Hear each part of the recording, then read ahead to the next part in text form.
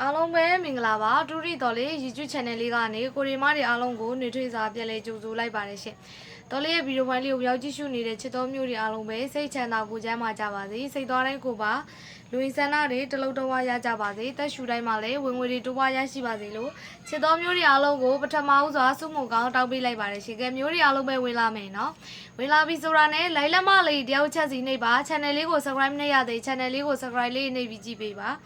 အများသူငါပေါအများသူငါရောင်ဒီဗီဒီယိုဖိုင်လေးကို share ပေးပါတူတီနဲ့သက်ဆိုင်တဲ့နေရာမှာမျှဝေလို့ရရင်လည်းမျှဝေပါသွားပေးပါချစ်တော်မျိုးတွေအားလုံးပဲကဲတော်လေးဗီဒီယိုဖိုင်လေးဒီအကိုတွေမတွေအတွက်အကျိုးသက်ရောက်မှုရှိတဲ့ဗီဒီယိုဖိုင်လေးတစ်ပုဒ်ဖြစ်တာမလို့เนาะမဖြစ်မနေအစားဆုံးလေးဝင်ကြည့်ပါဝင်လာပြီဆိုတာနဲ့လိုက်လက်မလေးနှိပ်ပြီးတော့เนาะကြည့်ပေးပါအကိုတွေမတွေအားလုံးပဲဗီဒီယိုဖိုင်လေးကအကိုတွေမတွေအတွက်เนาะဒါတူတူနဲ့လုံကြီးပဲသွားမှာမလို့မဖြစ်မနေအစားဆုံးလေးတော့ဝင်ကြည့်ပါတော်လေးနဲ့အတူတူအစားနဲ့အဆုံးထိเนาะဆုံးကန်းတိုင်ဗီဒီယိုဖိုင်လေးကိုအတူတူသားကြမယ်မျိုးတွေအားလုံးပဲကဲတော်လေးတို့ဒီညနေမှာတော်လေးတို့လေးလုံးအပီးတွက်နဲ့အဆင်ပြေခဲ့တယ်เนาะတော်လေးပေးတာဒီ4231เนาะ4231လေးလုံးအပီးတွက်အခွေလေးနဲ့အဆင်ပြေခဲ့တယ်ကဲဘယ်သူတွေဘလောက်ဖိုးရကြလဲဘယ်သူတွေဘလောက်ဖိုးလေးပေါက်ကြလဲ comment မှာမှန်းခဲ့ပါเนาะ31ဆိုတဲ့ကနေအခွေကြီးလေးထဲမှာတဲ့အဆင်ပြေခဲ့တာနေ့လေတနာရီတို့ကတော်လေးလိုက်လွင့်ပေးတာเนาะမနက်ကတော့တော်လေးတို့ဒါခွန်ပတ်တီခွန်3ဆိုတဲ့ကနန်းလေးနဲ့နေ့တိုင်းမှာ2သီးစားအဖွဲ့ဝင်စားတို့เนาะအဆင်ပြေတယ်ဒီညနေမှာလဲ31ပြန်ကြကနန်းเนาะ31ပြန်ကြကနန်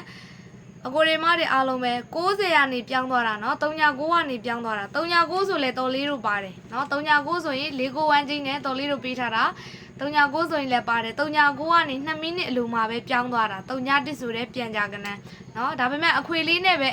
ကျင်းနေလိုက်ရတာပေါ့အကိုရီမတွေရေเนาะအခွေလေးနဲ့ကျင်းနေလိုက်ရတယ်ဆိုပေမဲ့เนาะတော်လေးရှိမှာ YouTube နေတဲ့အကိုတွေမတွေအခွေကီးလေးနဲ့တော့အဆင်ပြေတယ်เนาะပေါက်ရင်ပေါက်ကြီးလေးတွေမှန်းခဲ့ပါ100ဘိုးပေါက်ပေါက်200ဘိုးပေါက်ပေါက်เนาะအပြော်သဘောလေးနဲ့မျှဝေခဲ့ပေးပါတော်လေးပြီးတဲ့ကနန်းလေးတွေဘယ်သူတွေဘလောက်ဖို့ရကြလဲဆိုတာသိကြလို့မနက်ကလည်း2သီးစားဒီညနေမှာအခွေကီးလေးနဲ့ပဲအဆင်ပြေလိုက်တယ်เนาะဒါမှမပူပါနဲ့မနေ့ပြန်ဗုဒ္ဓဦးနေ့နေကုံကိုအဆင်ပြေခြင်းနဲ့ရခြင်းနဲ့ဆိုလို့ရှိရင်เนาะတော်လေးရဲ့ဗီဒီယိုဖိုင်လေးကိုအစားဆုံးလေးကြည့်เนาะဝင်လာတာနဲ့မင်္ဂလာပါလို့ comment မှာတယောက်တစ်ချက်စီ comment မှာမှတ်သွားပေးပါเนาะအတိတ်ဆောင်နမိတ်ဆောင်လေးနဲ့မင်္ဂလာပါလို့မှန်းခဲ့ပါကိုတော်လေးအကိုတွေမတွေအဆင်ပြေအောင်လို့တော်လေးအကောင်းဆုံးစူးစမ်းပေးထားတယ်เนาะဒါကြောင့်မလို့တော်လေးနဲ့အတူတူဗီဒီယိုဖိုင်လေးကိုအစနဲ့အဆုံးဒီရည်ကြည်ကြော်ကြည့်တာမလုပ်ဘဲနဲ့စနေဆုံးကြည့်ပါတော်လေးပြတဲ့ကဏ္ဍတွေကိုတေချာနားလဲသဘောပေါက်အောင်ကြည့်ပေးပါเนาะဘေးနားမှာဘောပီလေးစောက်လေးရှိမယ်ဆိုဘောပီလေးနဲ့စောက်လေးနဲ့မှတ်သွားမရှိတဲ့ကိုတွေမတွေကတော်လေးရဲ့ဗီဒီယိုဖိုင်လေးအောက်မှာလိုက်မှတ်သွားလို့ရတယ်တော်လေးရှိမှာ Viber channel ကိုမကြွားရသေးတဲ့မျိုးတွေအားလုံးပဲတခုပြောချင်တာ Viber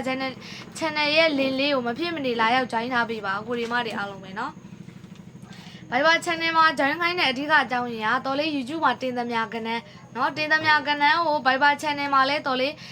တင်ပေးတယ်เนาะအချိန်မီလေးတင်ပေးတာဖြစ်တဲ့အတွက်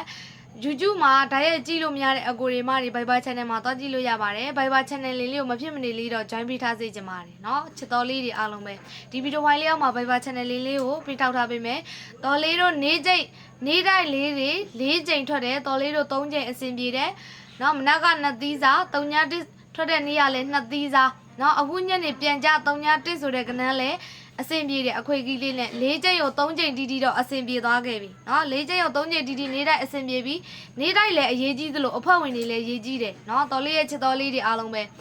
အဖွဲ့ဝင်တွေဆိုလို့ရှိရင်เนาะအဖွဲ့ဝင်ဆိုတဲ့အတိုင်းပဲဒါလေးလေးနက်နက်နဲ့ပေးရတဲ့ကနန်းလေးဖြစ်တာမလို့ကြောက်သွားတော့လည်းပြောပါတယ်ဒါပေမဲ့အဖွဲ့ဝင်တွေအားလုံးပဲမနှက်ဖြန်တစ်နေ့ပဲရှိတော့တာဖြစ်တဲ့အတွက်เนาะတော်လေးတို့မွေးကွက်ကလေးတွေကိုမနှက်ဖြန်လေးတော့ဆက်လိုက်ထားစေခြင်းတယ်เนาะအများကြီးမလိုက်နိုင်နေပပလေးတော့ဆက်လိုက်တာဇာတို့ကြသွားတာမှန်တယ်နေတိုက်ကလေးနေတိုက်တွေကိုကြီးထိုးတဲ့အကိုတွေမတွေဆိုရင်ဒါအဖွဲ့ဝင်တွေဆိုနေတိုက်ကြီးထိုးတဲ့အကိုတွေမကြီးလည်းပေါက်တယ်เนาะနေတိုက်ကြီးထိုးတဲ့အကိုတွေမကြီးဆို2ချိန်3ချိန်လောက်ပေါက်ကြတယ်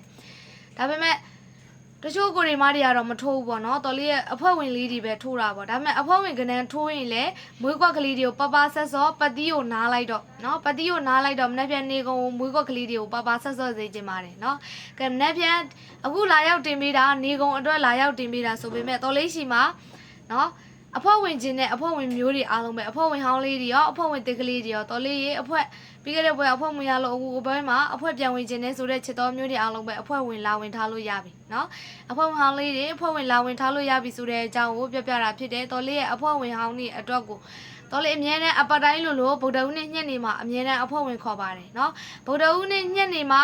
နော်အစဉ်ပြေတဲ့ကိုရီမတွေဗုဒ္ဓဦးညက်နေမှာဝင်ရတယ်ကြောက်တာပရင်းနေမနက်မှာလာဝင်လဲရတယ်ဒါပေမဲ့အဖွဲ့လာဝင်လို့ရပြီဆိုတဲ့အကြောင်းကိုဗီဒီယိုဖိုင်လေးနဲ့တကွပြောပြတာဖြစ်ပါတယ်နော်ချစ်တော်လေးတွေအားလုံးပဲဒါကြောင့်မလို့ကဲ3-1ဆိုတဲ့ပြန်ကြကနန်းလေးနော်အခွေကီးလေးနဲ့အစဉ်ပြေခဲ့တယ်ပေါက်ကြတယ်ရကြတယ်မျိုးတွေအားလုံးပဲပေါက်ကြီးလေးတွေမှန်းခဲ့ပါနော်အပျော်သဘောလေးနဲ့မျှဝေခဲ့ပေးပါတော်လေးတို့နေ့တိုင်းမှာ3ကြိမ်အစဉ်ပြေပြီးနှစ်သီးစားတွေနဲ့2ကြိမ်တိအစဉ်ပြေတဲ့အပြင်ဇာရိုးကွက်ဇာရိုးပတိထွက်တယ်နော်ဒီညနေမှာပြန်ကြ3-1ဆိုတဲ့ကနန်းလေးနဲ့အစဉ်ပြေခဲ့တယ်အခွေကီးလေးနဲ့နော်ဒီနေ့နေကုန်းမှာအစဉ်ပြေခဲ့တယ်အကိုတွေမတွေအားလုံးပဲတော်လေးပြောတယ်နော်အခွေသီးလှုပ်မထားနဲ့မနက်ကလိုပဲဒီညနေကိုအစဉ်ပြေအောင်အခွေလေးကိုကြိုက်ပါတယ်လို့တော်လေးလာရောက်နော်နေ့လေတနာရီထိုးတော်လေးလိုက်လွင်ပေးပါတယ်အကိုတွေမတွေအားလုံးပဲနော်ကဲနေ့တိုင်းလေးတွေကြီးထုံနေတဲ့အမျိုးတွေအားလုံးအတွက်နော်နက်ပြန်နေကုန်းကိုအဆင်ပြေအောင်စူးစမ်းပေးထားတယ်ဘယ်ပတ်သီးတွေထိုးရမလဲဘယ်အော့ကွက်တွေအဓိကထားဆော့ရမလဲဆိုတာကိုဒီဗီဒီယိုဖိုင်လေးနဲ့ကွာလာရောက်မျှဝေပေးတာဖြစ်တယ်เนาะဘေးနားမှာဘောပင်လေးဆောက်လေးရှိမယ်ဆိုဘောပင်လေးဆောက်လေးနဲ့မှတ်တော့မရှိတဲ့ကိုတွေမတွေကဗီဒီယိုဖိုင်လေးအောက်မှာလိုက်မှတ်သွားလို့ရပါတယ်เนาะ14ရက်တလပိုင်း2026ဗုဒ္ဓဟူးနေ့เนาะနေကုန်မနက်မကြညနေကျင်းသိကြရမယ်ခဏเนาะတော်လေးကနဒီမနက်လိုပဲမနက်ပိုင်းမှာပါသွားရင်နေ့လယ်တနာရီတို့လိုက်လွင်ပေးမယ်တော်လေးကနလေးတွေမနက်ပိုင်းမှာပါမလာညနေကိုပြန်ပြီးကစားပါနေကုန်အားကောင်းပါတယ်ချစ်တော်လေးတွေအားလုံးပဲเนาะဗုဒ္ဓဟူးနေ့12နာရီ10မိနစ်မှာထိုးရမယ့်ပတ်သီးသည်9ပတ်သီး3ပတ်သီး9-3ဝန်းချင်းပါเนาะ9-3ဝန်းချင်းမှာ9ကြိုက်တဲ့ကိုရီမတွေ9ကိုပတ်ပါ3ကြိုက်တဲ့ချစ်တော်မျိုးတွေအားလုံးပဲ3ကိုပတ်ပါကိုကြိုက်တဲ့တက်ရကိုလိုက်ကစားလို့ရတယ်နော်တော်လေးဒီဝမ်းချင်းနှလုံးလုံးကိုကြိုက်တဲ့အတွက်နှလုံးလုံးလာရမျှဝေပေးတာဖြစ်တယ်အကိုရီမတွေဘက်ကနှလုံးလုံးမပတ်နိုင်တစ်လုံးပဲတစ်လုံးမှမပတ်နိုင်ဘူးဆိုအခုတော်လေးရွေးထုတ်ပေးထားမယ်မယောကွက်ကလေးတွေပဲကစားပေးပါနော်ကဲ9-3ဝန်းချင်းကို9နဲ့ထိုးရမယ်မရော4ကွက်ခေါ်ပေးမယ်တော်လေးဒီကနန်းလေးတွေကိုတစ်ခေါက်တည်းနဲ့ထပ်တလဲလဲခေါ်ပေးတာဖြစ်တဲ့အတွက်တေချာနားလေးသဘောပေါက်ကြည့်ပေးပါဗီဒီယိုအရန်ရှည်သွားမှာဆိုလို့တော်တော်နဲ့လုံရင်းပဲသွားမယ်နော်9နဲ့ပတ်သက်တဲ့ကနန်း4ကွက်ဒီ9-1 9-2 9-4 9ခွန်ပါနော်9-1 9-2 9-4 9ခွန်ပါ3နဲ့ထိုးရမယ်ကနန်း4ကွက်ကိုခေါ်ပေးမယ်3နဲ့ထိုးရမယ်ကနန်း4ကွက်ဒီ3-1 3-2 3-4 30ပါเนาะ3-1 3-2 3-4 30ပါချစ်တော်မျိုးတွေအားလုံးပဲ9နဲ့ပတ်သက်တဲ့ကဏ္ဍ4ကွက်9-1 9-2 9-4 9ခွန်ပါ3နဲ့ထိုးရမယ်မရော4ကွက်ဒီ3-1 3-2 3-4 30ပါเนาะတေချာနားလေးသဘောပေါက်အောင်ကြည့်ပေးပါကဲလိုက်လက်မလေးနှိပ်ပြီးအားပေးပါเนาะ channel လေးကို subscribe နှိပ်ရသေး channel လေးကို subscribe လေးနှိပ်ပြီးကြည့်ပေးတော်လေးဗီဒီယိုဖိုင်ပဲတည် live show ပဲလင်းလင်းအမြဲမြင်ခြင်းနဲ့တွေ့ခြင်းနဲ့ဆိုရင် channel လေးကို subscribe လေးတယောက်တစ်ချက်စီနှိပ်ပြီးကြည့်ပေးပါเนาะအများသူငါပေါ့အများသူငါရအောင်လို့ဒီဗီဒီယိုဖိုင်လေးကို share ပေးပါဒူးဒီနဲ့သက်ဆိုင်တဲ့နေရာမှာမျှဝေလို့ရတဲ့နေရာမှာမျှဝေသွားပေးပါချစ်တော်မျိုးတွေအားလုံးပဲကဲတကွာကောင်းလေးနှစ်ကွာကောင်းလေးတွေမခေါ်ပြခင်မှာလေးလုံးအပီးတွဲအခွေကိုခေါ်ပေးမယ်လေးလုံးအပီးတွဲခွေလေးဒီ8639ပါလေးလုံးအပီးတွဲအခွေပါ8639လေးလုံးအပီးတွဲလေးဖြစ်ပါတယ်ဒီလေးလုံးအပီးတွဲလေးကိုခွေထိုးမယ်ဆိုခွေထိုးလို့ရတယ်ခွေမထိုးခြင်းတဲ့မျိုးတွေကျိုင်းနဲ့တက်ဝမ်းချင်းရှိမယ်ဆိုဒီလေးလုံးအပီးတွဲကိုကတ်ထိုးပါ8639เนาะ8639လေးလုံးအပီးတွဲဖြစ်ပါတယ်ဒီလေးလုံးအပီးတွဲလေးမှာအပူလေးပါပါတယ်เนาะလေးလုံးအပီးတွဲလေးမှာအပူပါပါတယ်88663939ဆိုပြီးတော့အပူလေးပါပါတယ်ချစ်တော်မျိုးတွေအားလုံးပဲနော်8639အပူပါပါသည်အပူလေးပါပါတယ်အပူဒီအားစရာမလိုတဲ့အတွက်100ဘို့တက်နိုင်200ဘို့တက်နိုင်ထိုးထားပေးပါ1ချိန်53ဆိုတဲ့1ချိန်မှာလဲအပူလေးထည့်ကစားထားပါ5533ဆိုပြီးအပူလေးထည့်ကစားထားပါအပူကအားစရာမလိုတဲ့အတွက်ရရင်အမျက်ပဲနော်ကိုရီမတွေအားလုံးပဲကဲနှစ်ကွာကောင်းလေးကိုခေါ်ပေးမယ်အကြိုက်ဆုံးနှစ်ကွာကောင်းလေးကိုခေါ်ပေးမယ်နှစ်ကွာကောင်းလေးဒီ9နဲ့ဆို50 3နဲ့ဆို36ပါ9နဲ့ဆို50 3နဲ့ဆို36ပါเนาะ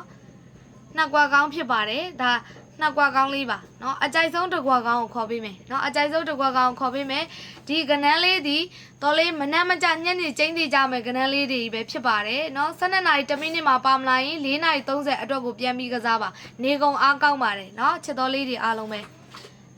နေတော်လေးကနန်းဒီ53ဆိုတဲ့1ချင်းဒီเนาะ5ပတ်ဒီ3ပတ်ဒီเนาะ53 1ချင်းမနက်ပိုင်းမှာတော်လေးပြတဲ့ကနန်းလေးတွေပါလာရင်နေ့လယ်တနာရီတို့လိုက်လွင်ပေးမယ်တော်လေးပြတဲ့ကနန်းလေးတွေပါမလာရင်နေ့လယ်ကိုပြန်ပြီးကစားပါနေကုန်အားကောင်းပါတယ်နော် ကဲအကြိုက်ဆုံးတကွာကောင်းသည်58ဆိုတဲ့ကနန်းလေးကတကွာကောင်းလေးဖြစ်ပါတယ်58ဆိုတဲ့ကနန်းလေးကတကွာကောင်းလေးပါချစ်တော်မျိုးတွေအားလုံးပဲနော်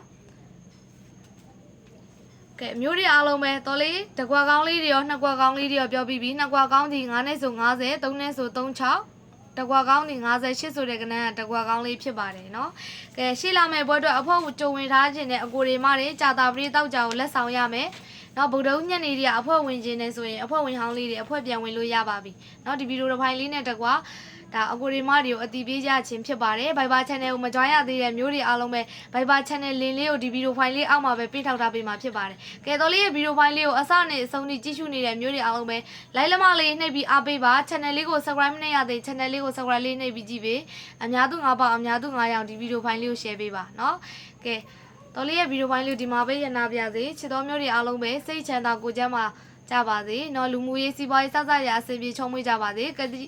ကြီးသုံးပါးမှာလည်းကင်းဝင်းလွတ်နိုင်ကြပါစေလို့ဆုမွန်ကောင်းတောင်းပေးလိုက်ပါတယ်ရှင်အားလုံးပဲ good luck ပါချစ်တော်လေးတွေအားလုံးပဲเนาะကံကောင်းကြပါစေအားလုံးပဲ